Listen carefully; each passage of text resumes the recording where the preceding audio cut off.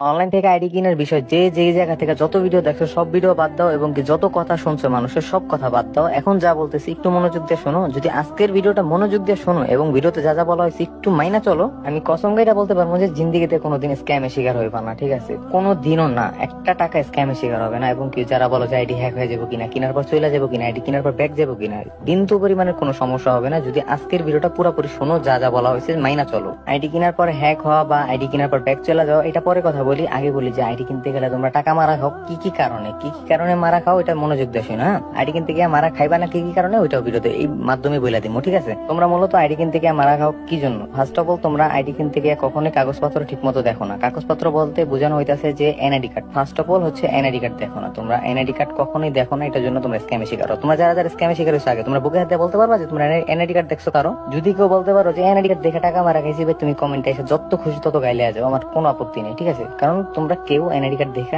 ID কিনা মারা খাও নাই। ঠিক আছে, তো সেকেন্ড কথা হচ্ছে তোমরা কি করো, কি ভুলটা করো, ট্রেড লাইসেন্স দেখো না। ট্রেড লাইসেন্স কোনটা? ট্রেড লাইসেন্স হচ্ছে একটা সেলারের মাথা। একটা সেলারের মাথা বলতে একটা সেলারের সর্বোচ্চ সম্মান সবকিছু একটা ট্রেড লাইসেন্সের মধ্যে। যেমন হচ্ছে তুমি ট্রেড লাইসেন্স কখন পাইবা, একজন সেলার কখন পায়, যখন তিনি থানায় যায় আবেদন করে, একজন ব্যবসায়ী যে কোনো টপিকে, যেমন অনলাইনে যারা আমরা আবেদন করি ই বিজনেস নিয়ে, মানে আমি বিজনেস উপলক্ষে আবেদন করি, যখন এই ট্রেড লাইসেন্সটার জন্য আমরা আবেদন করি তখন আমাদের ব্যবসাটা যখন থানায় যায়, তাই না, রিপোর্টটা আমরা থানায় দিই, মানে আমরা যে ট্রেড লাইসেন্স আবেদন করি থানায় জমা দিই, তাই না? তখন থানা থেকে আমাদের ব্যবসাটা পর্যবেক্ষণ করা হয় এবং আমার ব্যবসা নিয়ে রিসার্চ করা হয় যে আমাদের ব্যবসার মধ্যে কোনো প্রকার দুর্নীতি, স্ক্যাম, বাটপারি এসব কিছু আছে কিনা। ঠিক আছে, তখন যদি দেখে যে না কোনো প্রকার স্ক্যাম, দুর্নীতি, বাটপারি এগুলো নাই, তখন কিন্তু একজন সেলার ট্রেড লাইসেন্স পায়। ঠিক আছে, যেমন আমার নিজেরও কিন্তু ট্রেড লাইসেন্স আছে। ঠিক আছে, ট্রেড লাইসেন্সটা তখনই পাই। ঠিক আছে, এতটুকু তো বুঝতে পারছো যে ট্রেড লাইসেন্সটা দেখতে হবে। ট্রেড লাইসেন্স আছে মানে সেলার 100% ট্রাস্টেড। ঠিক আছে, তৃতীয় কথা হইতাছে যে তোমরা আইডি কিনতে গিয়ে মারা খাও, সেলারের সাথে বেদবি করো, সব থেকে মেইন এবং বড় কারণ। আচ্ছা তুমি ধরো আমি যদি তোমার কাছ থেকে টাকা কিনতে গেলাম, হ্যাঁ তোমার কথাই বলতেছি, তুমি